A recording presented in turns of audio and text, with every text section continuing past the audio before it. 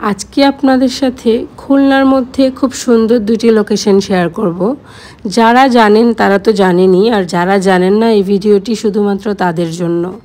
এইটা হচ্ছে আমাদের খুলনার মধ্যে নতুন আরেকটি রেলওয়ে স্টেশন। আমাদের খুলনার রেলওয়ে স্টেশনটা অসম্ভব সুন্দর, সেটা আপনারা যারা দেখেছেন তারা অবশ্যই জানেন। আর এটা হচ্ছে একটু ভিতরের সাইডে নতুন হয়েছে, আর এটার মেন লোকেশন হচ্ছে মোহাম্মদনগর। যদিও এই স্টেশনটা এখনও চালু হয়নি, শুনেছি এটা মালবাহী রেল স্টেশন।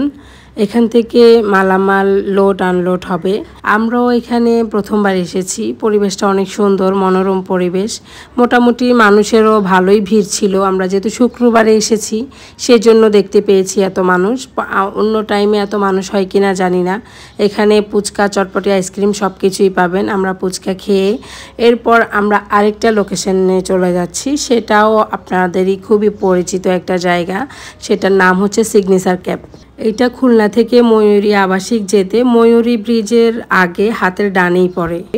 আমরা ভাবতাম যে এটা শহরের বাইরে রেস্টুরেন্ট কেমন না কেমন হবে, সেই জন্য আমরা কখনোই এটাতে আসিনি, কিন্তু আজকে এসে পুরোই মুগ্ধ হয়ে গেছি। রেস্টুরেন্টের ভিতরেও অনেক সুন্দর। আলাদা করে আবার বাচ্চাদের জন্য প্লে জোনও আছে। তো আপনারা নিশ্চিন্তে খাবার অর্ডার করে বাচ্চাদেরকে একদম চোখের সামনে রেখে নিজেরা বসে এনজয় করতে পারবেন। আর এখানে বসার স্পেসগুলো এত সুন্দর। এই যে স্পেসটা দেখছেন, এখানে বসে আবার ধোল খাওয়া যায়। বাচ্চারাও ধোল খাচ্ছে, আপনারা বড়রা বসে বসেও ধোল খাচ্ছেন।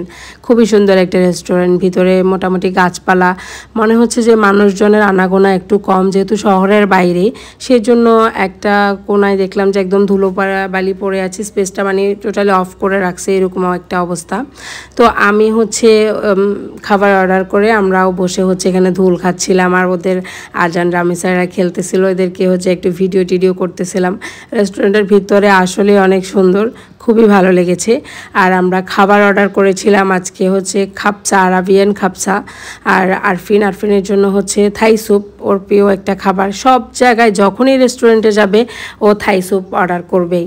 যাই হোক, তো আমার প্রথমে খাবারটা দেখে একদম ভালো লাগছিল না। হলুদের পরিমাণ বেশি হয়ে যাওয়াতে আমার মনে হয়েছিল খাবারটা খেতে মনে হয় খুবই বাজে হবে, কিন্তু বিশ্বাস করবেন কিনা জানি না, ওদের খাবারের মান এত ভালো। বাসমতি চাল দিয়ে এই খাপছাটা তৈরি করছে, তার মধ্যে চিকেনটার মধ্যেও খুব সুন্দর স্মোকি ফ্লেভার ছিল। সব মিলিয়ে আমার অনেক ভালো লেগেছে।